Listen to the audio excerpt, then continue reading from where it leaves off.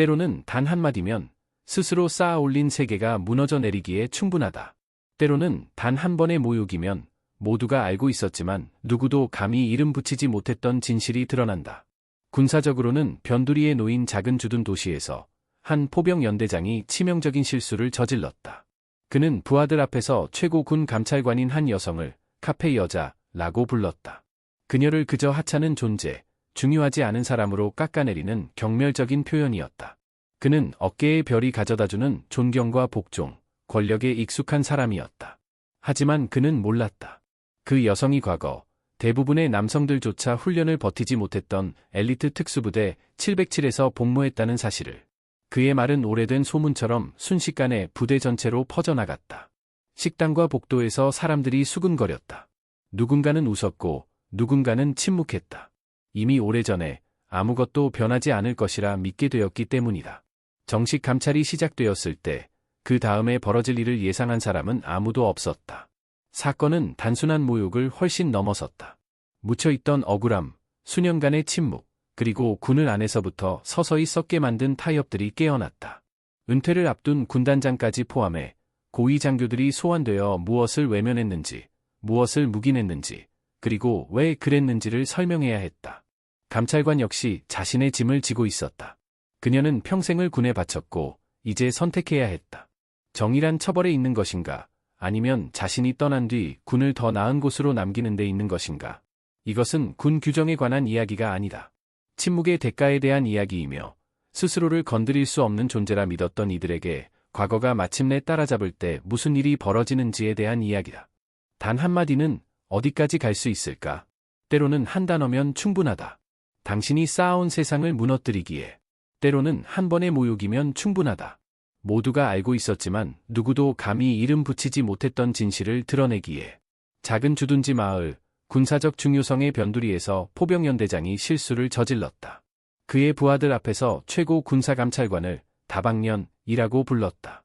그저 찻집여급으로 격하시키는 아무 의미 없는 존재로 만드는 경멸적인 표현이었다. 그는 존경과 복종, 그리고 어깨의 별과 함께 오는 권력에 익숙했다.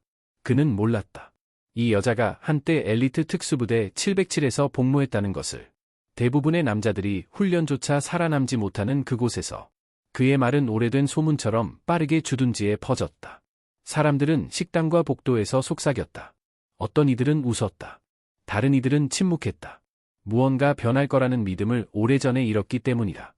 공식 감찰이 시작되었을 때 아무도 다음에 올 일을 예상하지 못했다. 사건은 한 번의 모욕을 훨씬 넘어 확대되었다.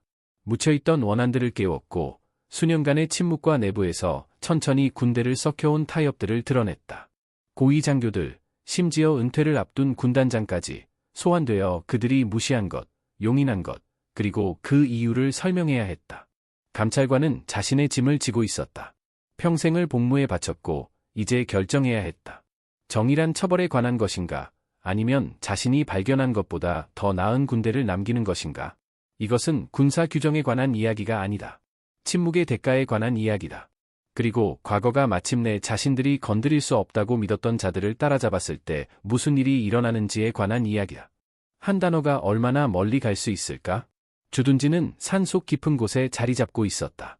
김서연 감찰관이 도착했을 때 11월의 차가운 바람이 낙엽을 훑고 지나갔다. 그녀는 차에서 내려 오래된 병영 건물들을 바라보았다. 회색 콘크리트, 벗겨진 페인트, 녹슨 창틀. 시간이 멈춘 것 같은 곳이었다. 그녀는 52살이었다.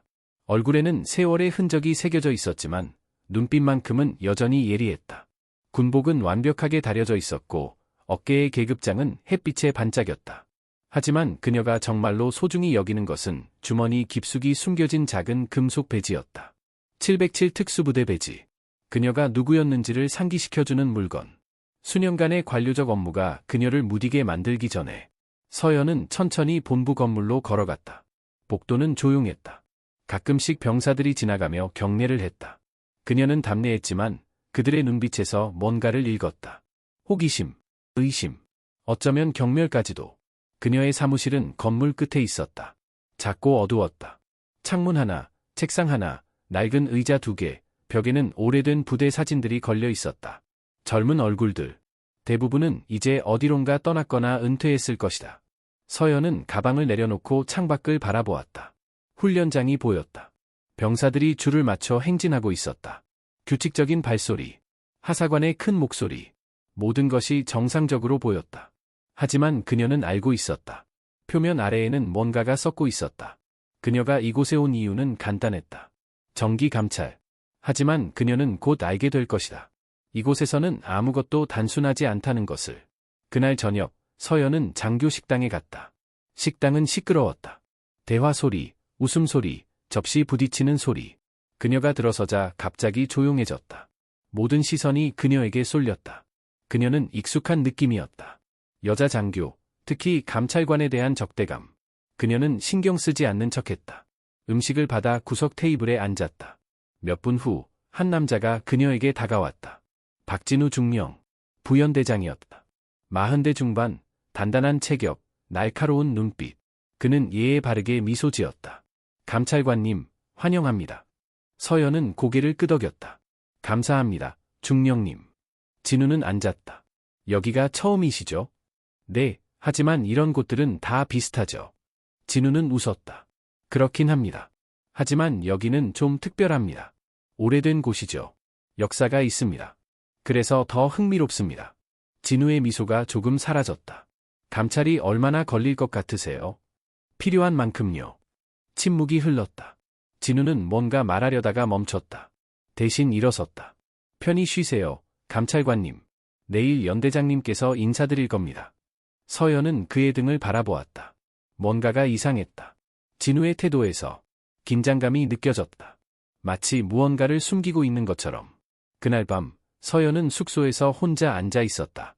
작은 방, 침대 하나, 책상 하나. 창밖으로는 산의 실루엣이 보였다. 달빛이 희미하게 비추고 있었다. 그녀는 주머니에서 707 배지를 꺼냈다. 손바닥 위에서 빛났다. 그녀는 그것을 오랫동안 바라보았다. 그녀가 707에 입대한 것은 22살 때였다. 당시에는 여성 특수부대원이 거의 없었다. 훈련은 지옥이었다. 매일 밤 누군가가 포기했다. 어떤 날은 그녀도 포기하고 싶었다. 하지만 그녀는 버텼다. 그녀는 8년간 복무했다. 말할 수 없는 임무들, 국경 너머의 작전들. 그녀는 많은 것을 보았다. 그리고 많은 것을 잃었다. 30살에 그녀는 부상을 입었다. 심각하지는 않았지만 충분했다. 그녀는 현장에서 물러났다. 감찰부로 전출되었다. 책상 업무, 보고서, 회의. 처음에는 안도했다. 더 이상 총알을 피하지 않아도 되었다. 하지만 곧 공허함을 느꼈다. 자신이 누구인지 잊어가고 있었다. 이제 52살, 그녀는 수십 번의 감찰을 했다. 대부분은 지루했다. 서류 검토, 규정 위반 확인, 보고서 작성, 그리고 떠나기. 하지만 이번에는 뭔가 달랐다. 그녀는 그것을 느낄 수 있었다. 다음날 아침, 서연은 연대장 사무실로 갔다. 이강민 대령, 50살, 포병 전문가, 30년 경력의 직업군인. 그의 사무실은 넓고 잘 꾸며져 있었다. 벽에는 표창장들이 걸려 있었다. 책장에는 군사 전략책들이 빼곡했다. 강민은 책상 뒤에 앉아 있었다. 그는 일어나지 않았다. 그저 고개만 끄덕였다. 감찰관님, 앉으세요. 서연은 앉았다. 강민은 그녀를 위아래로 훑어보았다. 눈빛에는 경멸이 담겨 있었다. 감찰 일정이 어떻게 되나요? 일주일 정도 걸릴 것 같습니다, 대령님. 강민은 코웃음 쳤다. 일주일? 여기는 별로 볼 것도 없는데요. 그래도 제 일은 해야 합니다. 강민은 뒤로 기대었다. 여기는 오래된 부대입니다. 최전방도 아니고 중요한 임무도 없습니다. 그냥 훈련이나 하고 일상을 보내는 곳이죠. 감찰관님 같은 분이 올 필요가 있나 싶습니다. 서연은 침착하게 대답했다. 모든 부대는 중요합니다, 대령님. 강민은 웃었다. 차갑게. 물론이죠. 하지만 솔직히 말하면 당신 같은 사람들이 와서 우리 시간을 낭비하게 만드는 게 싫습니다. 서류나 뒤지고 사소한 문제나 찾아내고. 그게 무슨 의미가 있습니까? 서연은 아무 말도 하지 않았다. 강민은 계속했다. 게다가 당신은 여자잖아요. 무슨 포병에 대해 알겠습니까? 다방에서나 차나 따르는 게 어울리지 않나요? 순간 공기가 얼어붙었다. 서연은 강민을 똑바로 바라보았다. 그녀의 눈빛은 변하지 않았다. 하지만 내면에서는 뭔가가 깨어나고 있었다. 대령님, 그 말씀은 기록하겠습니다. 강민은 어깨를 으쓱했다. 원하는 대로 하세요. 어차피 아무도 신경 안 쓸 겁니다. 서연은 일어났다. 감찰은 예정대로 진행하겠습니다. 협조 부탁드립니다. 그녀는 사무실을 나섰다. 문을 닫으며 뒤에서 강민의 웃음소리가 들렸다. 복도를 걸으며 서연은 분노를 느꼈다. 오랜만이었다. 수년간 그녀는 감정을 억누르는 법을 배웠다. 하지만 강민의 말은 오래된 상처를 건드렸다. 다방면, 그 단어는 그녀의 머릿속에서 울렸다. 그녀는 멈춰 섰다. 깊게 숨을 쉬었다. 진정해야 했다. 감정적으로 반응하면 안 되었다. 하지만 그녀는 알고 있었다. 이것은 단순한 무례함이 아니었다. 이것은 시스템의 문제였다. 뿌리 깊은 경멸, 여성에 대한, 감찰관에 대한, 변화에 대한. 그녀는 다시 걷기 시작했다. 이번에는 더 단호하게. 그날 오후, 서연은 부대원들을 인터뷰하기 시작했다. 하사관들, 병사들, 젊은 장교들. 대부분은 예에 바르게 대답했다. 하지만 눈빛에서는 뭔가를 숨기고 있었다. 한 병장이 특히 긴장해 보였다. 최영호, 25살, 키가 크고 마른 체격. 그는 계속 땀을 흘렸다. 병장, 연대장님과의 관계는 어떻습니까? 영호는 주저했다. 좋습니다, 감찰관님. 구체적으로요? 엄격하시지만 공정하십니다. 서연은 그의 눈을 바라보았다. 정말입니까? 영호는 시선을 피했다. 네, 감찰관님. 서연은 더 묻지 않았다. 하지만 그녀는 알고 있었다. 영호는 뭔가를 숨기고 있었다. 그날 저녁, 서연은 다시 장교 식당에 갔다. 이번에는 더 조용했다. 사람들은 그녀를 피했다. 아무도 그녀와 같은 테이블에 앉지 않았다. 식사를 마치고 나갈 때 복도에서 두 장교가 얘기하는 것을 들었다. 연대장님이 뭐라고 하셨대? 다방면이래. 웃기지 않아? 맞아. 여자가 뭘 안다고. 서연은 멈췄다. 그들은 그녀를 보지 못했다. 그녀는 조용히 지나갔다. 하지만 그녀는 들었다. 그리고 기억했다. 그날 밤, 서연은 잠들 수 없었다. 천장을 바라보며 강민의 말을 계속 떠올렸다. 다방면, 그 단어는 그녀의 마음속에서 메아리쳤다. 그녀는 일어나 책상으로 갔다. 노트북을 켰다. 그녀는 보고서를 작성하기 시작했다. 강민의 발언을 기록했다. 날짜, 시간, 정확한 단어들. 그녀는 감정 없이 썼다. 사실만을 기록했다. 하지만 그녀의 손이 떨렸다. 분노 때문인지 아니면 오래된 기억 때문인지 알 수 없었다. 다음 날 아침, 서연은 부대 행정실로 갔다.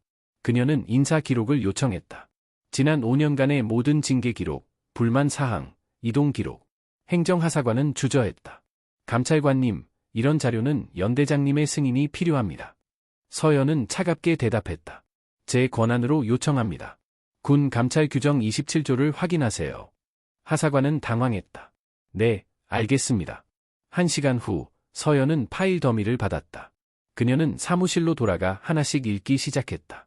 그리고 패턴을 발견했다. 지난 3년간 15명의 병사가 조기 전출을 요청했다. 모두 거부되었다. 7명의 하사관이 불만을 제기했다. 모두 무시되었다. 3명의 여군이 성희롱을 신고했다. 모두 증거 불충분으로 종결되었다. 서연은 눈살을 찌푸렸다. 이것은 단순한 관리 부실이 아니었다. 이것은 시스템적인 무시였다. 점심시간, 서연은 부대 식당으로 갔다. 병사들과 함께 식사하기 위해서였다. 그녀는 일반 병사 줄에 섰다.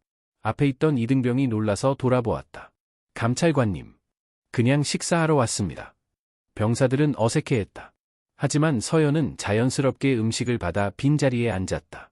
얼마 후, 한 병사가 용기를 내어 다가왔다. 김민준 일병. 21살, 둥근 얼굴에 순한 눈빛. 감찰관님, 여쭤봐도 될까요? 물론입니다. 여기 계신 이유가 뭔가요? 서연은 미소 지었다. 정기 감찰입니다. 민준은 주저하다가 물었다. 정말 그것뿐인가요? 서연은 그의 눈을 바라보았다. 왜 그렇게 물어봅니까? 민준은 주변을 살폈다. 그리고 작은 목소리로 말했다. 여기는 좀 이상합니다. 다들 뭔가를 숨기는 것 같아요. 구체적으로요? 민준은 입을 열었다가 닫았다. 죄송합니다. 제가 너무 많이 말했습니다. 그는 급히 일어나 떠났다. 서연은 그의 뒷모습을 지켜보았다. 오후에 서연은 훈련장을 시찰했다. 포병 훈련이 진행 중이었다. 거대한 곡사포들이 일렬로 늘어서 있었다. 병사들이 명령에 따라 움직였다. 강민이 직접 지휘하고 있었다. 그는 큰 소리로 명령했다. 병사들은 정확하게 따랐다. 훈련 자체는 완벽해 보였다. 하지만 서연은 다른 것을 보았다. 병사들의 얼굴에 긴장감이 있었다. 두려움이 섞인 긴장감. 그들은 실수할까 봐 두려워했다. 훈련이 끝난 후 강민이 서연에게 다가왔다. 어떻습니까, 감찰관님? 우리 훈련이 마음에 드십니까? 기술적으로는 훌륭합니다. 기술적으로는? 무슨 뜻입니까? 서연은 조용히 대답했다. 병사들이 너무 긴장해 보입니다. 강민은 웃었다. 군대는 긴장해야 합니다. 그래야 실전에서 살아남습니다. 긴장과 두려움은 다릅니다, 대령님. 강민의 미소가 사라졌다. 감찰관님, 당신은 포병을 모릅니다. 이것은 정밀한 작업입니다. 실수 하나가 사람을 죽일 수 있습니다. 두려움이 있어야 조심합니다. 서연은 더 이상 말하지 않았다. 하지만 그녀는 마음속으로 메모했다. 그날 저녁, 서연은 숙소로 돌아가는 길에 한 하사관을 만났다. 정수진 중사, 32살, 행정부서 근무. 그녀는 서연을 보고 망설이다가 다가왔다. 감찰관님, 잠깐 얘기할 수 있을까요? 서연은 멈췄다. 물론입니다. 수진은 주변을 살폈다. 여기서는 안 됩니다. 좀 더 조용한 곳으로 가시죠. 그들은 빈 회의실로 갔다. 수진은 문을 닫고 깊게 숨을 쉬었다. 감찰관님, 저는 3년 전에 여기로 왔습니다. 처음에는 괜찮았어요. 하지만 점점 이상해졌습니다. 어떻게요? 연대장님이 점점 더 권위적이 되었습니다. 누구도 그에게 반대할 수 없었어요. 불만을 제기하는 사람들은 좌천되거나 나쁜 평가를 받았습니다. 서연은 조용히 들었다. 수진은 계속했다. 그리고 여군들에 대한 태도가 정말 나빴습니다. 성희롱, 농담, 무시, 차별. 우리가 신고하면 아무 일도 일어나지 않았어요. 구체적인 사례가 있습니까? 수진은 주저했다. 작년에 한 여군이 성추행을 당했습니다. 그녀는 정식으로 신고했어요. 하지만 조사도 제대로 이루어지지 않았습니다. 결국 그녀가 전출 가야 했어요. 그녀의 이름은? 이지은 상병이었습니다. 지금은 다른 부대에 있습니다. 서연은 메모했다. 왜 지금 저에게 이야기합니까? 수진은 서연의 눈을 바라보았다. 당신이 다르다고 생각했습니다. 707 출신이라고 들었어요. 강한 사람이라고. 어쩌면 당신이라면 뭔가를 바꿀 수 있을지도 모른다고 생각했습니다. 서연은 잠시 침묵했다. 저는 제 일을 할 뿐입니다, 중사님. 하지만 진실을 찾을 것입니다. 수진은 고개를 숙였다. 감사합니다. 그날 밤, 서연은 수진의 증언을 기록했다. 그리고 이지은 상병에게 연락했다. 전화 인터뷰를 요청했다. 다음날 아침, 지은과 통화했다. 지은의 목소리는 떨렸다. 감찰관님, 저는 그 일을 잊고 싶습니다. 이해합니다. 하지만 당신의 증언이 필요합니다. 지은은 한참을 침묵했다. 그리고 천천히 말하기 시작했다. 작년 여름이었습니다. 저는 야간 근무를 서고 있었어요. 한 선임 하사관이 사무실로 들어왔습니다. 그는 술을 마신 상태였어요. 그리고 저에게 부적절한 신체 접촉을 했습니다. 서연은 조용히 들었다. 저는 뿌리쳤습니다. 그리고 바로 신고했어요. 하지만 조사관들은 제 말을 믿지 않았습니다. 증거가 없다고 했어요. 그 하사관은 부인했고 다른 증인도 없었습니다. 연대장은 뭐라고 했습니까? 지은의 목소리가 더 떨렸다. 그는 저를 불렀습니다. 그리고 말했어요. 내가 오해한 것 같다. 그냥 넘어가라. 소란 피우지 마라. 저는 항의했습니다. 하지만 그는 화를 냈어요. 결국 저는 조용히 해야 했습니다. 그 후에는요? 부대 분위기가 저에게 적대적이 되었습니다. 사람들이 수군거렸어요. 제가 문제를 만든다고. 결국 저는 전출을 요청했습니다. 서연은 깊게 숨을 쉬었다. 용기를 내주셔서 감사합니다, 상병님. 이 증언은 중요합니다. 정말 뭔가 바뀔까요? 노력하겠습니다. 통화를 끊은 후 서연은 오랫동안 앉아 있었다. 그녀의 손이 다시 떨렸다. 그날 오후 서연은 부연대장 박진우를 다시 만났다. 그녀는 그에게 몇 가지 질문을 했다. 중령님, 이지은 상병 사건에 대해 아십니까? 진우는 불편해 보였다. 네, 알고 있습니다.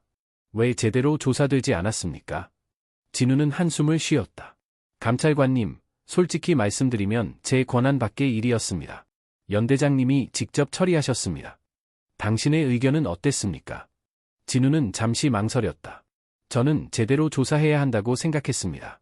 하지만 연 대장님은 듣지 않으셨습니다. 왜 더 강하게 주장하지 않으셨습니까?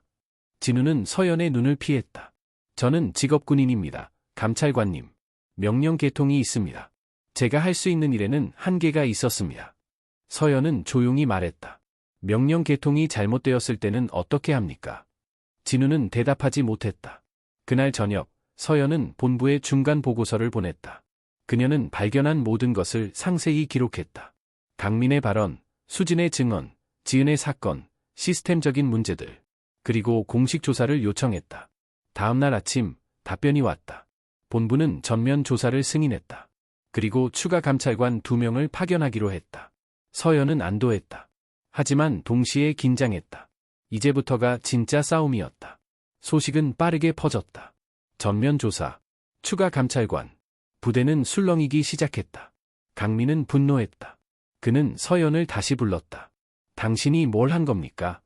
서연은 침착하게 대답했다. 제 일을 했을 뿐입니다, 대령님. 당신은 이 부대를 모욕했습니다. 우리가 뭘 잘못했다는 겁니까? 그건 조사가 밝혀낼 것입니다. 강민은 책상을 쳤다. 당신 같은 사람 때문에 군대가 망가집니다. 다방에서나 차나 팔던 여자가 우리를 가르치려 듭니까? 서연은 일어섰다. 이번에는 그녀의 눈빛이 달랐다. 대령님, 저는 8년간 707에서 복무했습니다. 당신이 상상도 못할 임무들을 수행했습니다. 저는 다방 여자가 아닙니다. 저는 군인입니다. 그리고 저는 제 일을 할 것입니다. 강민은 말문이 막혔다. 서연은 계속했다. 당신의 모든 발언은 기록되고 있습니다. 모든 행동은 조사될 것입니다. 협조하시는 게 좋을 겁니다. 그녀는 사무실을 나섰다. 뒤에서 강민이 뭔가 소리쳤지만 그녀는 듣지 않았다. 이틀 후 추가 감찰관들이 도착했다. 한명수 중령과 오현주 소령. 둘 다 경험 많은 감찰관들이었다. 명수는 55살, 회색 머리에 날카로운 눈빛. 그는 30년간 군에 복무했고 수십 번의 조사를 이끌었다. 현주는 42살, 차분하고 꼼꼼한 성격. 그녀는 법무 전공으로 복잡한 사건들을 전문으로 했다. 서연은 그들을 회의실에서 만났다. 그녀는 지금까지 발견한 모든 것을 브리핑했다. 명수는 고개를 끄덕였다. 심각하군요. 단순한 개인 발언이 아니라 시스템 전체의 문제입니다. 현주가 물었다. 연대장의 반응은 어땠습니까? 적대적입니다. 협조할 생각이 없어 보입니다. 명수는 한숨을 쉬었다. 예상했던 일입니다. 이런 경우 대부분 저항합니다. 그들은 조사 계획을 세우기 시작했다. 인터뷰 대상자 목록, 문서 검토, 현장 조사, 모든 것을 체계적으로 정리했다. 그날 오후, 3명의 감찰관은 부대원들을 인터뷰하기 시작했다. 하나씩, 체계적으로. 첫 번째는 최영호 병장이었다. 그는 여전히 긴장해 보였다. 명수가 질문했다. 병장, 연대장님과의 관계에 대해 솔직히 말해주세요. 영호는 망설였다. 저는 그저 명령을 따를 뿐입니다. 그 외에는요? 영호는 입술을 깨물었다. 연대장님은 엄격합니다. 때로는 너무 엄격합니다. 예를 들면요? 실수를 용납하지 않습니다. 작은 실수도 크게 혼납니다. 때로는 인격적인 모욕도 합니다. 현주가 물었다. 구체적으로 어떤 모욕입니까? 영호는 주저했다. 그리고 작은 목소리로 말했다.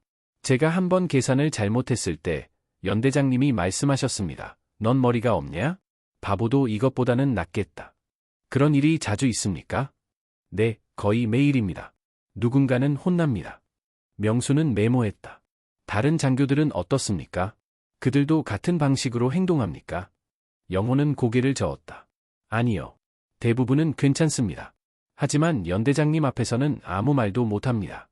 다음은 정수진 중사였다. 그녀는 더 편하게 이야기했다. 현주가 인터뷰를 맡았다. 중사님, 여군들에 대한 대우에 대해 더 자세히 말씀해 주시겠습니까? 수진은 깊게 숨을 쉬었다. 여기서 여군으로 일하는 것은 쉽지 않습니다. 항상 더 많이 증명해야 합니다. 남자들과 같은 일을 해도 인정받지 못합니다. 연대장은 어떻습니까? 최악입니다. 그는 여군을 존중하지 않습니다. 항상 무시하고 비하합니다. 회의에서 우리 의견은 무시됩니다. 다른 예를 들어주실 수 있습니까? 수진은 잠시 생각했다. 한 번은 여군 장교가 작전 계획을 제안했습니다. 좋은 아이디어였어요. 하지만 연대장님은 웃으며 말했습니다. 여자가 무슨 작전을 알겠어? 그냥 서류나 정리해. 현주는 눈살을 찌푸렸다. 그 장교의 이름은? 김은지 중위입니다. 지금도 여기 있습니다. 그녀를 만나고 싶습니다. 김은지 중위는 28살, 똑똑하고 유능해 보였다. 하지만 그녀의 눈에는 피로가 묻어 있었다. 서연이 직접 인터뷰했다. 중위님, 여기서 일하는 것이 어떻습니까? 은지는 조심스럽게 대답했다. 어렵습니다, 감찰관님. 구체적으로요? 은지는 한참을 망설였다. 그리고 말하기 시작했다. 저는 육군사관학교를 우수한 성적으로 졸업했습니다. 전술과 전략을 공부했어요. 하지만 여기 와서는 제 능력을 발휘할 기회가 없습니다. 왜입니까? 연대장님이 저를 진지하게 받아들이지 않습니다. 제 제안은 항상 무시됩니다. 중요한 회의에서는 배제됩니다. 제가 여자라서입니다. 서연은 공감했다. 그녀도 비슷한 경험이 있었다. 계속 이야기해주세요. 은지는 눈물을 참으며 말했다. 저는 군인이 되고 싶었습니다. 진짜 군인. 하지만 여기서는 그저 장식품 같습니다. 사람들은 저를 보며 생각합니다. 여자가 뭘 하겠어, 저는 지쳤습니다. 서연은 그녀의 손을 잡았다. 중위님, 당신은 충분히 유능합니다. 문제는 당신이 아니라 시스템입니다. 은지는 고개를 들었다. 정말 뭔가 바뀔까요? 바꾸려고 노력하겠습니다. 저녁에 새 감찰관은 모여 정보를 정리했다. 명수가 말했다. 패턴이 명확합니다. 이것은 개인의 문제가 아니라 문화의 문제입니다. 현주가 동의했다. 연대장이 분위기를 만들고 다른 사람들이 따릅니다. 또는 침묵합니다. 서연은 메모를 보며 말했다. 우리는 더 깊이 파야 합니다. 이것이 얼마나 오래되었는지, 얼마나 널리 퍼져 있는지. 명수는 고개를 끄덕였다. 맞습니다. 그리고 상급 부대도 조사해야 합니다. 사단, 군단. 그들이 이것을 알고 있었는지. 알고 있었다면? 그들도 책임이 있습니다. 다음 날, 감찰관들은 사단 본부로 보고서를 보냈다. 예비 조사 결과와 함께 더 광범위한 조사를 요청했다. 반응은 빨랐다. 사단장 권태수 소장이 직접 전화했다. 명수가 받았다. 중령, 이게 무슨 일입니까? 소장님, 보고서에 모든 것이 설명되어 있습니다. 태수의 목소리는 차갑다. 나는 요약을 원합니다. 명수는 침착하게 대답했다. 포병연대에 심각한 문화적 문제가 있습니다. 성차별, 괴롭힘, 시스템적 무시, 연대장이 중심에 있습니다. 증거가 있습니까?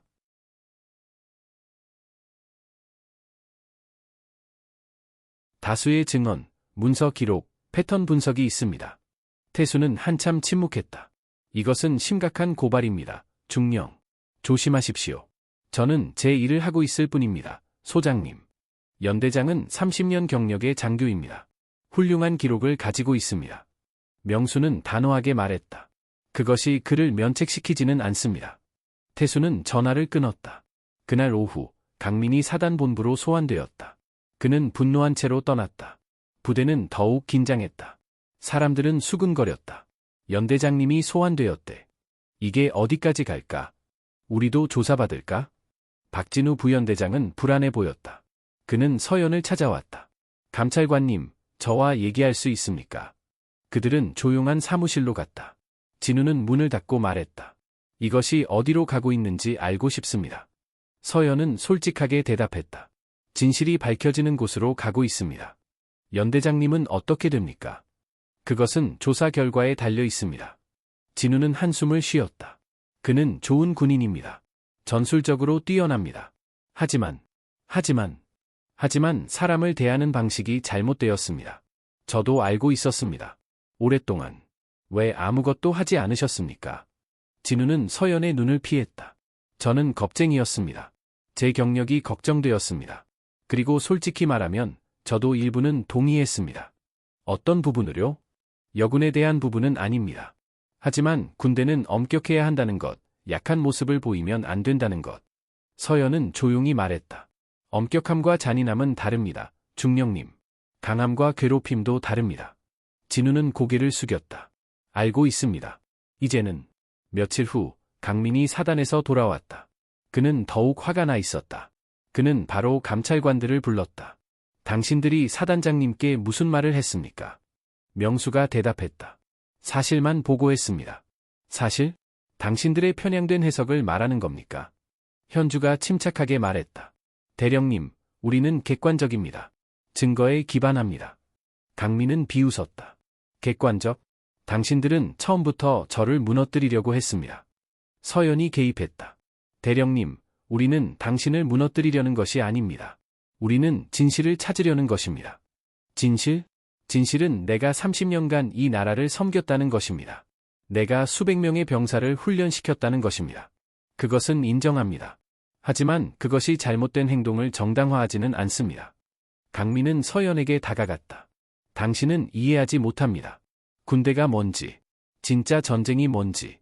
서연은 물러서지 않았다. 저는 707에서 복무했습니다, 대령님. 저는 전쟁이 무엇인지 압니다. 그리고 진짜 전사는 약자를 괴롭히지 않습니다. 강민은 말문이 막혔다. 그는 분노로 떨었다. 그리고 사무실을 나갔다. 그날 밤 부대의 분위기는 무거웠다. 병사들은 불안해했다. 장교들은 조용했다. 모두가 다음에 무슨 일이 일어날지 기다렸다. 서연은 숙소에서 혼자 앉아 있었다. 그녀는 지난 일주일을 돌아보았다. 많은 것이 드러났다. 하지만 아직 더 많은 것이 숨겨져 있다는 것을 알고 있었다. 그녀는 노트북을 열고 이메일을 확인했다. 본부에서 메시지가 와 있었다. 군단장 이성훈 중장이 직접 사건에 개입하기로 했다는 내용이었다. 서연은 눈살을 찌푸렸다. 군단장이 개입한다는 것은 사건이 얼마나 심각한지 보여주는 것이었다. 하지만 동시에 위험했다. 고위 장교들이 개입하면 일이 복잡해질 수 있었다. 다음 날 아침, 명수가 서연을 찾아왔다. 그의 얼굴에는 걱정이 묻어 있었다. 군단에서 연락이 왔습니다. 성훈 중장님이 직접 조사를 감독하겠다고 합니다. 서연은 고개를 끄덕였다. 예상했던 일입니다. 하지만 이것은 양날의 검입니다. 중장님이 우리 편일 수도 있고 아닐 수도 있습니다. 그의 배경을 아십니까? 명수는 자료를 꺼냈다. 이성훈 중장, 60살, 내년에 은퇴 예정. 40년 경력의 직업군인. 보수적이지만 공정하다는 평판입니다. 강민과의 관계는 알려진 바 없습니다. 하지만 같은 세대입니다. 비슷한 배경. 서연은 생각에 잠겼다. 우리는 준비해야 합니다. 모든 증거를 완벽하게 정리해야 합니다. 그날 오후, 감찰관들은 더 많은 인터뷰를 진행했다. 이번에는 오래된 기록들도 파헤치기 시작했다. 현주가 발견한 것은 충격적이었다. 10년 전 비슷한 불만이 제기되었었다. 한 여군 장교가 성희롱을 신고했다. 하지만 조사는 흐지부지 되었다. 그 장교는 결국 군을 떠났다. 현주는 서연에게 보고했다. 이것은 새로운 문제가 아닙니다. 오래된 문제입니다. 그 여군 장교를 찾을 수 있습니까? 노력하겠습니다. 하지만 10년이 지났습니다. 연락이 어려울 수 있습니다. 서연은 메모를 보며 말했다. 계속 찾으세요. 과거의 증언이 현재의 패턴을 증명할 수 있습니다. 며칠 후, 현주는 그 여군 장교를 찾아냈다. 장미선, 이제는 민간인으로 변호사로 일하고 있었다. 현주는 그녀에게 전화했다. 미선의 목소리는 놀라움으로 가득했다. 10년 만에 군대에서 연락이 오네요. 죄송합니다. 하지만 당신의 도움이 필요합니다. 미선은 한참 침묵했다. 무슨 일입니까? 현주는 상황을 설명했다. 미선은 깊게 숨을 쉬었다. 그 부대가 아직도 똑같군요. 당신의 경험을 말씀해 주실 수 있습니까? 미선은 잠시 망설였다. 그리고 말하기 시작했다. 저는 2015년에 그곳에 배치되었습니다. 처음에는 괜찮았어요. 하지만 시간이 지나면서 문제가 보이기 시작했습니다. 어떤 문제였습니까? 여군에 대한 체계적인 차별이었습니다. 우리는 중요한 임무에서 배제되었어요. 승진도 어려웠습니다. 그리고 성희롱이 만연했습니다. 구체적인 사건이 있었습니까? 미선의 목소리가 떨렸다. 네, 한 고위 장교가 저에게 부적절한 제안을 했습니다. 저는 거절했고 신고했어요. 하지만 조사는 제대로 이루어지지 않았습니다. 왜입니까? 지휘부가 덮었습니다. 부대의 명예를 지킨다는 명목으로. 저는 문제 제조자가 되었어요. 결국 저는 군을 떠났습니다. 현주는 조용히 들었다. 그때의 지휘관은 누구였습니까? 당시 연대장은 다른 사람이었습니다. 하지만 부연대장이 이강민이었어요. 현주는 메모했다. 그는 이미 그때 거기 있었군요. 네, 그리고 그는 적극적으로 이를 무마했습니다. 이 정보는 조사의 방향을 바꿨다. 강민은 단지 최근의 문제가 아니었다. 그는 오랫동안 시스템의 일부였다. 명수는 말했다. 이것은 더 큽니다.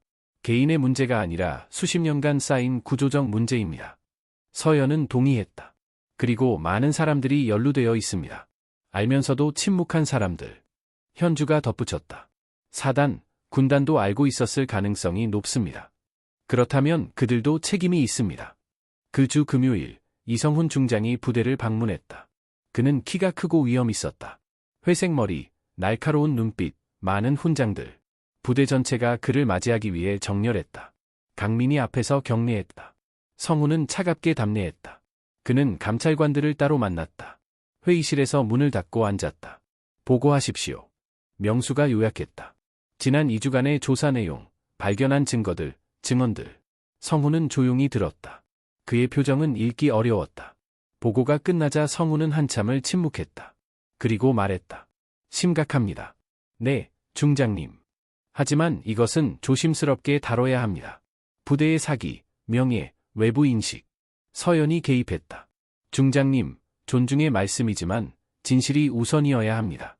성훈은 그녀를 날카롭게 바라보았다. 감찰관님, 저는 40년간 군복무를 했습니다. 진실의 중요성을 알고 있습니다. 하지만 군대는 신뢰로 움직입니다. 스캔들은 그 신뢰를 무너뜨립니다. 침묵도 신뢰를 무너뜨립니다. 중장님. 성훈은 눈살을 찌푸렸다. 무슨 뜻입니까? 병사들이 불의를 보고도 아무것도 변하지 않으면 그들은 시스템을 믿지 않게 됩니다. 그것이 더 큰 위험입니다. 성훈은 한참을 서연을 바라보았다. 그리고 고개를 끄덕였다. 좋습니다. 계속 조사하십시오. 하지만 모든 증거는 확실해야 합니다. 추측이나 소문은 안 됩니다. 물론입니다, 중장님. 성훈은 강민도 만났다. 그들의 회의는 1시간 넘게 이어졌다. 문 밖에서는 아무도 안의 대화를 들을 수 없었다. 회의가 끝나고 강민이 나왔을 때 그의 얼굴은 창백했다. 그는 아무 말 없이 자기 사무실로 돌아갔다. 성훈은 사단장 권태수도 소환했다. 태수는 긴장한 채로 왔다. 소장님, 이 사건을 알고 계셨습니까? 태수는 주저했다. 일부는 알고 있었습니다, 중장님. 왜 조치를 취하지 않으셨습니까? 저는 연대장을 신뢰했습니다. 그의 기록은 훌륭했습니다. 기록이 현재의 행동을 정당화하지는 않습니다. 태수는 고개를 숙였다. 알고 있습니다. 성훈은 한숨을 쉬었다. 이것은 당신의 책임이기도 합니다, 소장님. 지휘관은 부하들의 행동에 책임이 있습니다. 네, 중장님. 주말 동안 부대는 조용했다. 하지만 긴장감은 고조되었다. 병사들은 무슨 일이 일어나고 있는지 정확히 알지 못했지만 뭔가 큰 일이 벌어지고 있다는 것을 느꼈다. 서연은 숙소에서 보고서를 작성했다. 그녀는 모든 것을 꼼꼼하게 기록했다. 날짜, 시간, 증언, 증거. 아무것도 빠뜨리지 않았다. 일요일 저녁, 그녀는 잠시 쉬기 위해 밖으로 나갔다. 주둔지는 조용했다. 산에서 차가운 바람이 불어왔다. 그녀는 훈련장으로 걸어갔다. 텅 비어 있었다. 달빛이 포대들을 비추고 있었다. 그녀는 한 포대 앞에 섰다. 거대하고 위압적이었다. 전쟁의 도구. 하지만 지금은 조용했다. 그녀는 생각했다. 군대란 무엇인가? 명령과 복종? 힘과 규율? 아니면 더 많은 것? 그녀는 707에서 배웠다. 진짜 힘은 약자를 보호하는 것이라고. 진짜 용기는 옳은 일을 하는 것이라고. 하지만 여기서는 그것을 잊어버린 것 같았다. 월요일 아침, 새로운 증인이 나타났다. 송재현 상사, 51살, 25년 경력. 그는 조용히 감찰관들을 찾아왔다. 말씀드릴 것이 있습니다. 명수가 그를 회의실로 안내했다. 재현은 앉아서 깊게 숨을 쉬었다. 저는 오랫동안 여기서 복무했습니다. 많은 것을 보았습니다. 무엇을 보셨습니까? 재현은 천천히 말하기 시작했다. 연대장님은 변했습니다. 처음에는 좋은 지휘관이었어요. 하지만 5년 전쯤부터 달라지기 시작했습니다. 어떻게요? 더 권위적이 되었습니다. 더 가혹해졌습니다. 누구도 그에게 반대할 수 없었어요. 왜 그렇게 변했다고 생각하십니까? 재현은 고개를 저었다. 모르겠습니다. 어쩌면 승진에서 밀렸기 때문일지도 모릅니다. 그는 장군이 되고 싶어 했어요. 하지만 안 되었습니다. 명수는 메모했다. 그것이 그의 행동에 영향을 주었습니까? 그렇다고 생각합니다. 그는 좌절했고 그 좌절을 부하들에게 풀었습니다. 재현의 증언은 새로운 차원을 열었다. 강민의 행동은 단순한 성격 문제가 아니라 개인적 좌절에서 비롯된 것일 수 있었다. 현주가 물었다. 상사님, 구체적인 사건들을 기억하십니까? 재현은 고개를 끄덕였다. 많습니다. 하지만 하나가 특히 기억납니다. 그는 잠시 멈췄다가 계속했다. 3년 전, 한 젊은 장교가 훈련 중 실수를 했습니다. 큰 실수는 아니었어요. 하지만 연대장님은 그를 모든 사람 앞에서 모욕했습니다. 너 같은 놈은 군인이 아니라 쓰레기다라고 말했어요. 그 장교는 어떻게 되었습니까? 그는 다음 달에 전출을 요청했습니다. 떠나기 전에 저에게 말했어요. 이곳은 나를 망가뜨린다라고. 서연은 조용히 들었다. 재현은 계속했다. 그 후로 비슷한 일들이 계속되었습니다. 사람들이 떠났습니다. 좋은 사람들이. 그리고 남은 사람들은 침묵하는 법을 배웠습니다. 명수가 물었다. 왜 당신은 침묵했습니까? 재현은 고개를 숙였다. 두려웠습니다. 제 연금, 제 미래.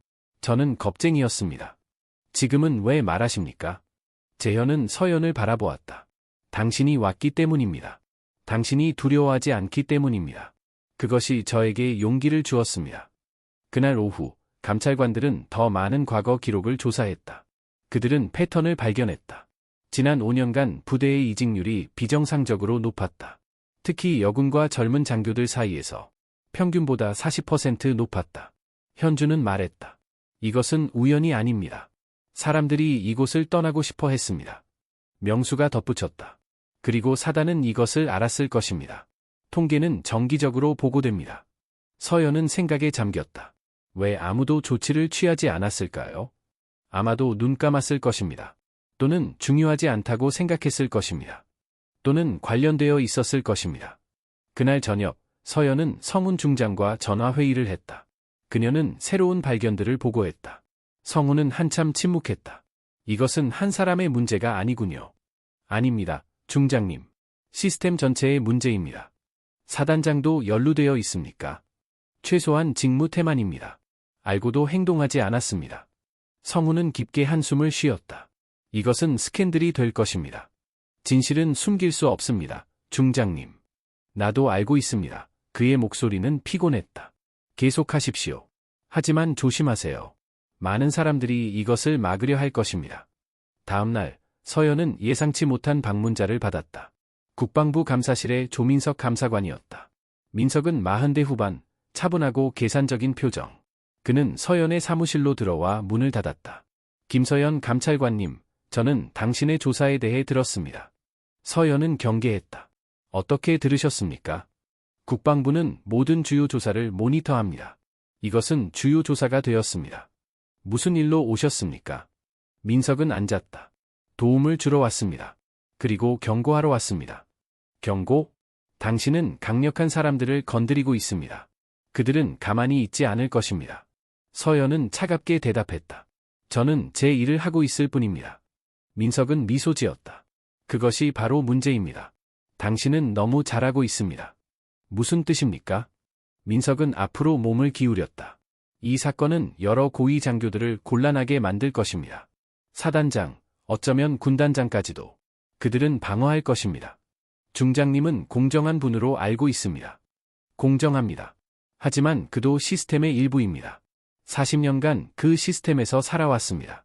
서연은 침묵했다. 민석은 계속했다. 제 조언은 이것입니다. 증거를 완벽하게 만드세요. 의심의 여지가 없도록. 그들이 반박할 수 없도록. 이미 그렇게 하고 있습니다. 좋습니다. 그리고 조심하세요. 개인적으로 위협받고 있습니까? 민석은 고개를 저었다. 아직은 아닙니다. 하지만 이런 사건들에서는 예상치 못한 일들이 일어납니다. 그는 일어섰다. 행운을 빕니다, 감찰관님. 당신이 하는 일은 중요합니다. 민석이 떠난 후 서연은 불안했다. 그녀는 명수와 현주를 불렀다.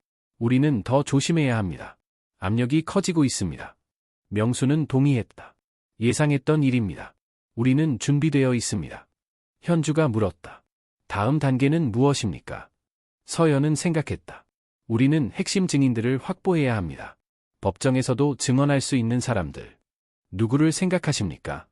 정수진 중사, 송재현 상사, 장미선 전 장교, 그리고 이지은 상병. 명수는 메모했다. 그들 모두와 공식 진술서를 작성하겠습니다. 그 주 내내 감찰관들은 증언을 수집했다. 하나하나 조심스럽게, 철저하게. 정수진은 상세한 진술서를 작성했다. 그녀는 지난 3년간의 모든 사건을 기록했다. 날짜, 장소, 증인들. 송재현도 마찬가지였다. 그는 25년간 본 모든 것을 회상했다. 강민뿐만 아니라 시스템 전체의 문제점들. 장미선은 서울에서 직접 부대를 방문했다. 그녀는 10년 전의 사건을 자세히 설명했다. 그리고 중요한 것을 추가했다. 제가 떠날 때 한 고위 장교가 저에게 말했습니다. 넌 현명한 선택을 했어. 계속 싸웠다면 경력이 끝났을 거야. 현주가 물었다. 누가 그런 말을 했습니까? 당시 사단 참모였던 사람입니다. 지금은 누군지 모르겠습니다. 현주는 기록을 확인했다. 그리고 충격적인 사실을 발견했다. 그 사람은 지금 군단 참모장입니다. 서연은 눈살을 찌푸렸다. 이름이 누구입니까? 최동욱 준장입니다. 이 정보는 사건을 새로운 수준으로 끌어올렸다. 군단 참모장이 과거에 연루되어 있었다면 현재 조사에도 영향을 미칠 수 있었다. 명수는 말했다. 이것은 매우 민감합니다. 준장을 조사하려면 더 높은 승인이 필요합니다. 서연은 결심했다. 성훈 중장님께 직접 보고하겠습니다. 그날 저녁, 그녀는 중장에게 전화했다. 새로운 정보를 설명했다. 성훈은 오랫동안 침묵했다. 동욱 준장이 연루되어 있다는 말입니까? 최소한 과거의 은폐에 참여했습니다. 현재도 영향을 미치고 있을 가능성이 있습니다. 성훈은 깊게 한숨을 쉬었다. 이것은 복잡해지고 있습니다. 진실은 복잡합니다. 중장님. 준장을 조사하려면 국방부의 승인이 필요합니다. 제가 처리하겠습니다. 감사합니다. 중장님. 성훈은 전화를 끊기 전에 말했다. 감찰관님, 당신은 용감합니다. 하지만 조심하세요. 이 길은 위험합니다. 주말에 서연은 잠시 숨을 돌렸다. 그녀는 주둔지를 떠나 근처 마을로 갔다. 작은 카페에서 커피를 마셨다. 카페는 조용했다. 몇 명의 노인들이 앉아 이야기하고 있었다. 창밖으로는 산이 보였다. 평화로웠다. 서연은 자신의 삶을 돌아보았다. 52살, 평생을 군대에 바쳤다. 가족도 없었다. 친구도 거의 없었다. 그녀는 후회하는가? 때로는. 하지만 그녀는 선택했고 그 선택에 책임을 졌다. 707에서의 시간들이 떠올랐다. 젊었을 때의 그녀. 두려움 없고 강했고 확신에 차 있었다. 지금은 여전히 강했다. 하지만 다르게. 더 지혜롭게. 더 조심스럽게. 하지만 덜 확신하게. 그녀는 올바른 일을 하고 있는가? 이 싸움이 가치 있는가? 그녀는 정수진을 생각했다. 김은지를 생각했다. 이지은을 생각했다. 그리고 대답을 알았다. 네, 가치가 있다. 월요일 아침, 서연이 부대로 돌아왔을 때 분위기가 달라져 있었다. 긴장감이 더 높았다. 명수가 그녀를 맞았다. 주말 동안 일이 있었습니다. 무슨 일입니까? 강민 대령이 병가를 냈습니다. 스트레스성 질환이라고 합니다. 서연은 눈살을 찌푸렸다. 정말 아픕니까? 아니면 회피하는 겁니까? 확실하지 않습니다. 하지만 타이밍이 의심스럽습니다. 현주가 추가했다. 그리고 사단에서 공문이 왔습니다. 조사 속도를 늦추라는 암시입니다. 공식적인 명령입니까? 아니요. 하지만 강력한 제안입니다. 서연은 단호하게 말했다. 우리는 계속합니다. 예정대로. 그날 오후, 서연은 사단본부로 소환되었다. 권태수 소장이 직접 만나고 싶어 했다. 사단본부는 주둔지에서 1시간 거리에 있었다. 서연은 차를 타고 산길을 따라갔다. 11월의 날씨는 점점 추워지고 있었다. 나뭇가지들은 거의 벗겨져 있었다. 본부 건물은 크고 위압적이었다. 서연은 안내를 받아 소장 집무실로 갔다. 태수는 큰 책상 뒤에 앉아 있었다.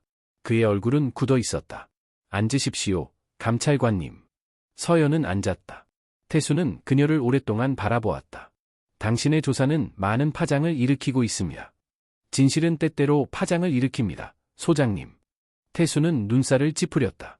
당신은 이해하지 못하는 것 같습니다. 군대는 균형으로 움직입니다. 당신은 그 균형을 깨트리고 있습니다. 잘못된 균형은 깨져야 합니다.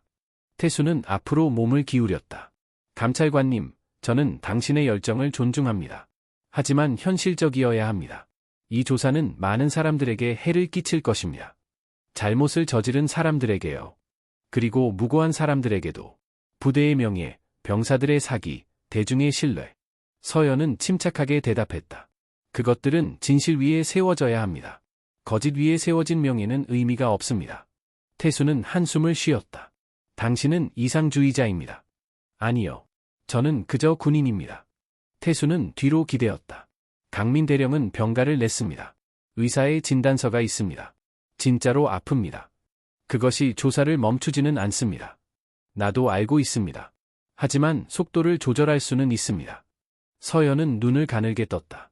소장님, 조사를 지연하라는 지시입니까? 지시가 아닙니다. 조언입니다. 천천히 가십시오. 모든 각도를 고려하십시오. 저는 이미 그렇게 하고 있습니다. 태수는 잠시 침묵했다. 좋습니다. 하지만 기억하십시오. 행동에는 결과가 따릅니다. 차를 타고 돌아오며 서연은 생각했다. 태수는 명확하게 위협하지는 않았다. 하지만 메시지는 분명했다. 조심하라. 너무 멀리 가지 마라. 하지만 이미 너무 멀리 왔다. 돌아갈 수 없었다. 주둔지로 돌아왔을 때 명수가 기다리고 있었다. 그의 표정은 심각했다. 무슨 일입니까? 정수진 중사에게 압력이 가해지고 있습니다. 어떤 압력입니까?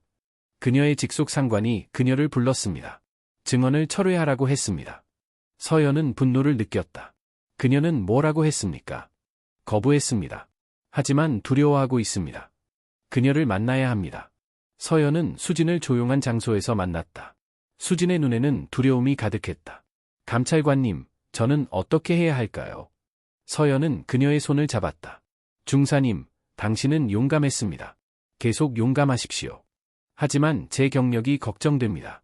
제가 보복받을까 봐 두렵습니다. 법은 증인을 보호합니다. 보복은 불법입니다.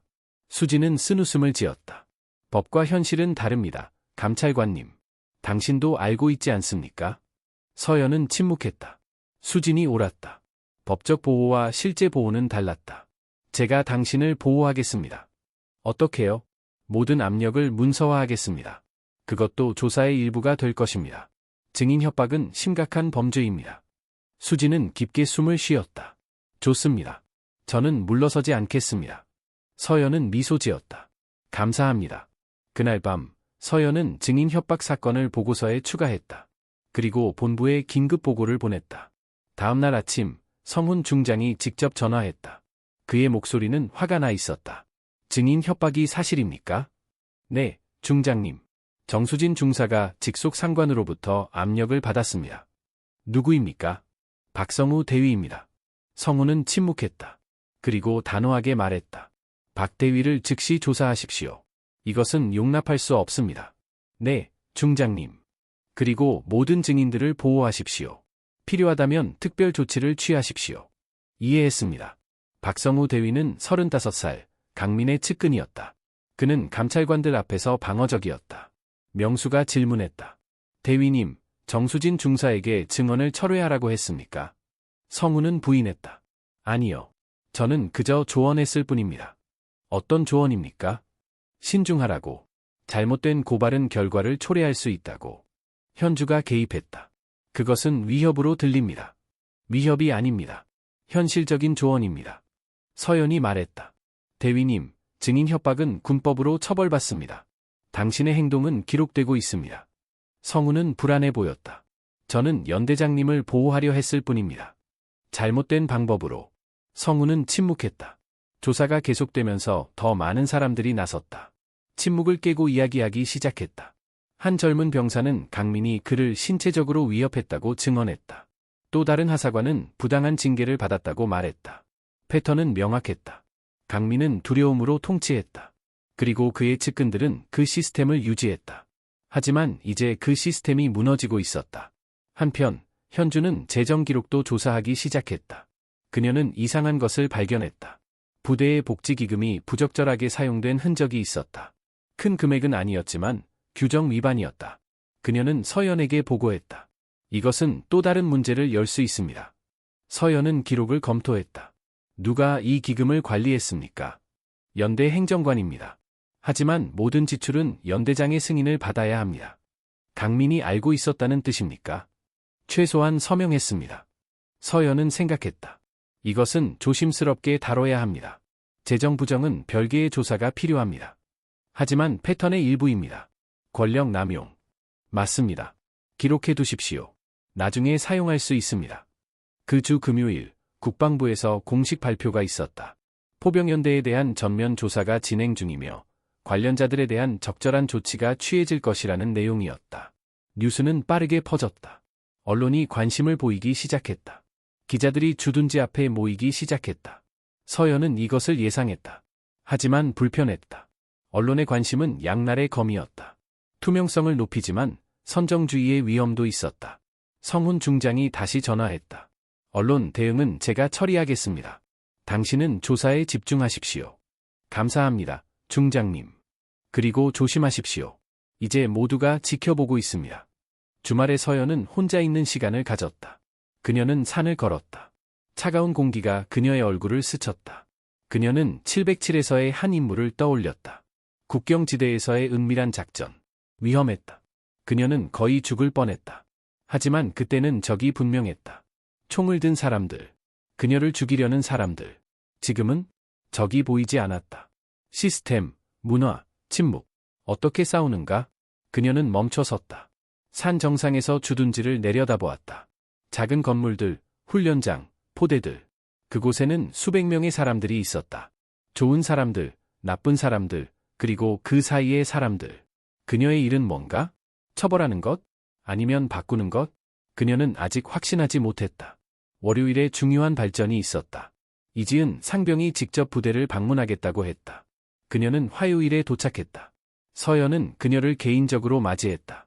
지은은 26살, 작지만 강해 보였다. 하지만 그녀의 눈에는 상처가 있었다. 감사합니다, 감찰관님. 제게 기회를 주셔서. 아니요. 당신이 용기를 내주셔서 감사합니다. 그들은 조용한 사무실로 갔다. 지은은 깊게 숨을 쉬고 이야기를 시작했다. 그녀는 모든 것을 상세히 설명했다. 성추행 사건, 신고 과정, 무시당한 경험, 그리고 결국 떠나야 했던 이유. 제가 떠날 때 아무도 저를 믿지 않았습니다. 제가 거짓말쟁이라고 생각했어요. 그것이 가장 아팠습니다. 서연은 그녀의 손을 잡았다. 저는 당신을 믿습니다. 지은은 눈물을 흘렸다. 정말 뭔가 바뀔까요? 바꾸겠습니다. 약속합니다. 지은의 증언은 강력했다. 구체적이고 일관되고 감정적이었다. 그것은 조사의 핵심 증거 중 하나가 될 것이었다. 현주는 말했다. 이것으로 우리는 충분한 증거를 가졌습니다. 이제 공식 혐의를 제기할 수 있습니다. 명수가 동의했다. 맞습니다. 더 이상 기다릴 이유가 없습니다. 서연은 결심했다. 내일 공식 보고서를 제출하겠습니다. 모든 증거와 함께. 수요일 아침, 서연은 최종 보고서를 작성하기 시작했다. 그녀는 지난 3주간의 모든 증거를 정리했다. 증언들, 문서들, 패턴 분석, 재정 기록. 보고서는 150페이지가 넘었다. 상세하고 체계적이고 논리적이었다. 결론은 명확했다. 이강민 대령은 직권남용, 성차별, 괴롭힘, 그리고 증거은폐의 혐의를 받아야 했다. 하지만 그것만이 아니었다. 보고서는 시스템적 실패도 지적했다. 사단의 감독 부재, 불만 처리 시스템의 실패, 문화적 문제들. 서연은 보고서를 검토하고 또 검토했다. 모든 단어를 확인했다. 틈이 없어야 했다. 오후 늦게 그녀는 명수와 현주를 불렀다. 검토해 주십시오. 빠진 것이 있는지 확인해 주세요. 그들은 몇 시간 동안 보고서를 읽었다. 명수가 먼저 고개를 들었다. 완벽합니다. 흠잡을 데가 없습니다. 현주도 동의했다. 이것은 지금까지 본 보고서 중 가장 철저합니다. 서연은 안도했다. 좋습니다. 내일 아침 본부에 제출하겠습니다. 하지만 그날 밤 예상치 못한 일이 일어났다. 자정 무렵 서연의 휴대전화가 울렸다. 모르는 번호였다. 그녀는 주저하다가 받았다. 여보세요? 낯선 남자의 목소리가 들렸다. 김서연 감찰관님입니까? 누구십니까? 제 이름은 중요하지 않습니다. 하지만 당신이 알아야 할 것이 있습니다. 서연은 경계했다. 무엇입니까? 이강민 대령에 대해 조사하고 계시죠? 그것에 대해서는 말할 수 없습니다. 남자는 계속했다. 들어주세요. 이것은 중요합니다. 강민은 당신이 생각하는 것보다 더 많은 것을 숨기고 있습니다. 무슨 뜻입니까? 10년 전 훈련 사고가 있었습니다. 한 병사가 죽었어요. 공식적으로는 사고로 처리되었습니다. 하지만 그것은 은폐였습니다. 서연은 긴장했다. 증거가 있습니까? 저는 그때 거기 있었습니다. 저는 봤습니다. 하지만 침묵하라는 명령을 받았습니다. 왜 지금 말합니까? 남자의 목소리가 떨렸다. 죄책감 때문입니다. 10년간 저를 괴롭혔습니다. 이제 진실이 나와야 합니다. 만날 수 있습니까? 아직은 아닙니다. 너무 위험합니다. 하지만 증거를 찾아보세요. 2014년 7월 훈련 사고 기록을 확인하세요. 전화가 끊겼다. 서연은 휴대전화를 내려다보았다. 심장이 빠르게 뛰었다. 다음 날 아침, 서연은 명수에게 전화 내용을 말했다. 익명의 제보입니다. 신뢰할 수 있을까요? 서연은 생각했다. 모르겠습니다. 하지만 확인해야 합니다. 현주가 즉시 2014년 기록을 요청했다. 몇 시간 후 파일이 도착했다. 그들은 함께 검토하기 시작했다. 7월 기록, 훈련 일지, 사고 보고서, 그리고 그것을 찾았다. 7월 15일, 실탄 사격 훈련 중 사고, 이상민 이등병, 21살, 사망. 공식 원인, 안전규정 미준수로 인한 사고사.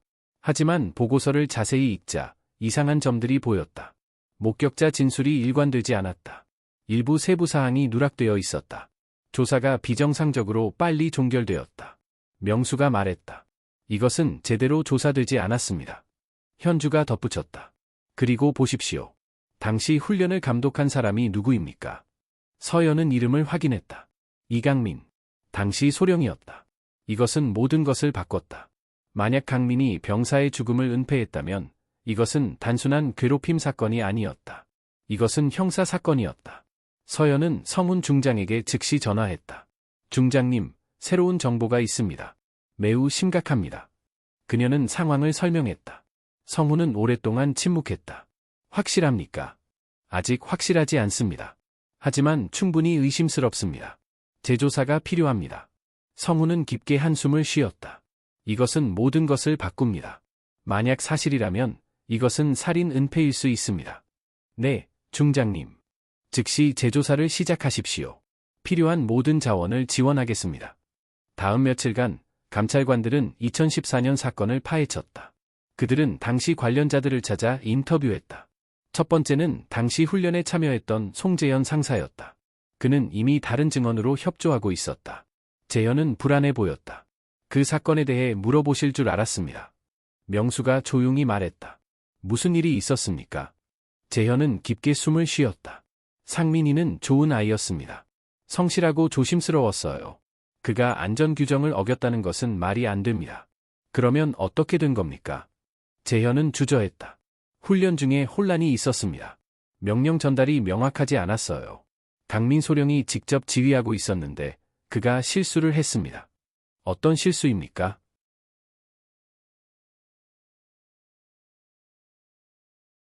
어떤 실수입니까?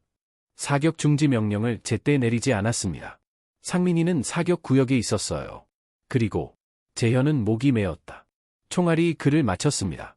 서연은 조용히 물었다. 누가 쏘았습니까? 다른 병사였습니다. 하지만 그는 명령을 따랐을 뿐입니다. 잘못은 지휘관에게 있었습니다. 강민이 은폐했습니까? 재현은 고개를 끄덕였다. 조사가 시작되었을 때 우리는 침묵하라는 명령을 받았습니다. 보고서를 수정하라고 했어요. 상민이가 규정을 어겼다고 말하라고. 당신은 그렇게 했습니까? 재현은 눈물을 흘렸다. 네, 저는 두려웠습니다. 제 경력이, 제 미래가 걱정되었습니다. 저는 겁쟁이였습니다. 그들은 또 다른 증인도 찾았다. 김태영 전 하사. 그는 이제 민간인으로 서울에서 일하고 있었다. 현주가 그를 만났다. 태영은 긴장해 있었다. 저는 그 일을 잊으려고 노력했습니다. 이해합니다. 하지만 진실이 필요합니다. 태영은 한참을 침묵했다. 그리고 말하기 시작했다. 저는 그날 거기 있었습니다. 모든 것을 봤어요. 강민 소령은 패닉 상태였습니다. 사고 직후 그는 우리를 모았습니다. 그가 뭐라고 했습니까? 그는 말했습니다. 이것은 사고다. 누구의 잘못도 아니다.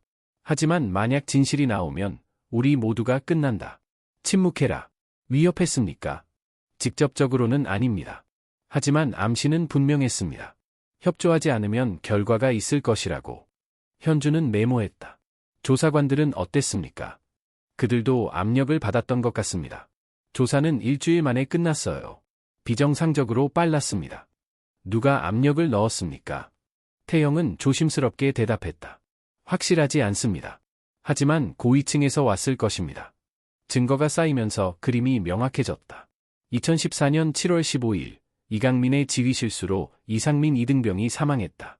강민은 책임을 회피하기 위해 사고를 은폐했다. 그는 증인들을 협박하고 보고서를 조작했다. 그리고 고위 지휘부는 눈 감았다.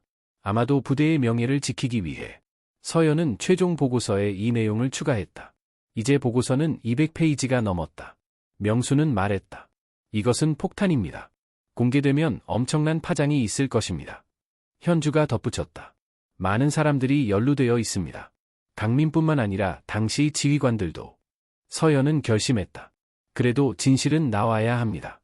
금요일 아침, 서연은 성훈 중장을 직접 만났다. 그녀는 완전한 보고서를 제출했다. 성훈은 몇 시간 동안 보고서를 읽었다. 그의 얼굴은 점점 굳어졌다. 마침내 그는 보고서를 내려놓았다. 이것은 재앙입니다. 하지만 진실입니다, 중장님. 성훈은 창밖을 바라보았다. 한참을 침묵했다. 당신은 아십니까, 감찰관님? 저는 40년간 군복무를 했습니다. 많은 것을 봤고, 많은 것을 했습니다. 항상 군대를 믿었습니다. 그는 서연을 바라보았다. 하지만 이것은 제 믿음을 흔듭니다. 서연은 조용히 들었다. 성훈은 계속했다. 2014년 당시 저는 사단장이었습니다. 다른 사단이었지만 저도 비슷한 일들을 봤습니다. 은폐, 침묵, 타협. 중장님도 참여하셨습니까? 성훈은 고개를 숙였다. 직접적으로는 아닙니다. 하지만 저도 눈 감았습니다. 그것이 시스템이었으니까요. 그는 서연을 똑바로 바라보았다. 그것이 잘못되었다는 것을 이제 압니다. 당신이 그것을 보여주었습니다. 성훈은 일어나 창가로 걸어갔다. 그는 오랫동안 밖을 바라보았다. 서연은 조용히 기다렸다. 감찰관님, 저는 내년에 은퇴합니다. 40년의 경력이 끝나는 것이죠. 그는 돌아서서 서연을 바라보았다. 저는 두 가지 선택이 있습니다. 이 보고서를 묻고 조용히 떠날 수 있습니다. 또는 진실을 공개하고 모든 결과를 받아들일 수 있습니다. 중장님은 어떻게 하시겠습니까? 성훈은 미소 지었다. 쓸쓸한 미소였다. 당신은 이미 알고 있지 않습니까? 진실을 선택하시겠습니까? 네, 비록 그것이 제 경력을 더럽히더라도. 서연은 안도했다. 감사합니다, 중장님. 성훈은 고개를 저었다. 감사할 필요 없습니다. 이것은 제가 해야 할 일입니다. 오래전에 했어야 할 일입니다. 그는 다시 자리에 앉았다. 월요일에 군단 전체 간부 회의를 소집하겠습니다. 모든 고위 장교들이 참석할 것입니다. 보고서를 공개하시겠습니까? 네, 그리고 정식 조사를 명령하겠습니다. 강민뿐만 아니라 관련된 모든 사람들을. 서연은 고개를 끄덕였다. 준비하겠습니다. 성훈은 그녀를 오랫동안 바라보았다. 감찰관님, 당신은 용감합니다. 707에서 배운 용기를 잃지 않았군요. 중장님도 용감하십니다. 진실을 선택하셨으니까요. 주말 동안 서연은 발표를 준비했다. 그녀는 보고서의 핵심 내용을 요약했다. 증거를 정리했다. 질문에 대한 답변을 준비했다. 명수와 현주도 함께 준비했다. 그들은 모든 가능한 시나리오를 검토했다. 명수가 말했다. 월요일은 전쟁터가 될 것입니다. 많은 사람들이 당신을 공격하려 할 것입니다. 서연은 침착하게 대답했다. 준비되어 있습니다. 현주가 걱정스럽게 말했다. 하지만 조심하세요. 권력 있는 사람들은 예측할 수 없습니다. 알고 있습니다. 일요일 밤, 서연은 혼자 앉아 생각했다. 내일이면 모든 것이 바뀔 것이었다. 진실이 공개되고 사람들은 책임을 지게 될 것이었다. 하지만 그 후에는 정말 뭔가 바뀔까? 아니면 시스템은 계속될까? 그녀는 확신할 수 없었다. 하지만 시도해야 했다. 월요일 아침, 서연은 일찍 일어났다. 그녀는 군복을 완벽하게 입었다. 거울을 보며 자신을 바라보았다. 52살, 얼굴에 주름이 늘었다. 머리카락도 희끗희끗했다. 하지만 눈빛만큼은 여전히 강했다. 그녀는 주머니에서 707 배지를 꺼냈다. 오랫동안 바라보았다. 그리고 조용히 말했다. 오늘은 중요한 날이야. 함께 가자. 배지를 다시 주머니에 넣고 그녀는 문을 나섰다. 군단 본부는 주둔지에서 2시간 거리였다. 서연, 명수, 현주는 함께 차를 타고 갔다. 길은 조용했다. 세 사람 모두 긴장하고 있었다. 하지만 아무도 말하지 않았다. 본부에 도착했을 때 이미 많은 차들이 주차되어 있었다. 고위 장교들이 전국에서 모이고 있었다. 큰 회의실로 들어갔을 때 서연은 분위기를 느꼈다. 긴장, 호기심, 적대감, 모든 것이 섞여 있었다. 약 50명의 장교들이 앉아 있었다. 대령들, 준장들, 소장들, 모두 경험 많은 군인들이었다. 그들은 서연을 바라보았다. 일부는 호기심 어린 눈빛으로, 일부는 적대적인 눈빛으로. 서연은 앞으로 걸어가 자리에 앉았다. 명수와 현주가 양옆에 앉았다.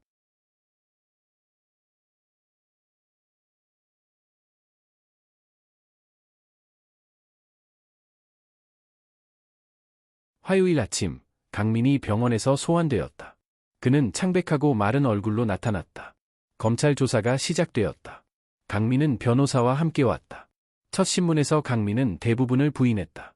저는 제 일을 했을 뿐입니다. 엄격하게, 하지만 공정하게. 검사가 물었다. 이상민 이등병의 죽음은 어떻습니까? 강민은 주저했다. 그것은 사고였습니다. 불행한 사고. 당신의 지휘 실수는 아니었습니까? 아닙니다. 병사가 안전규정을 어겼습니다. 검사는 증거를 제시했다.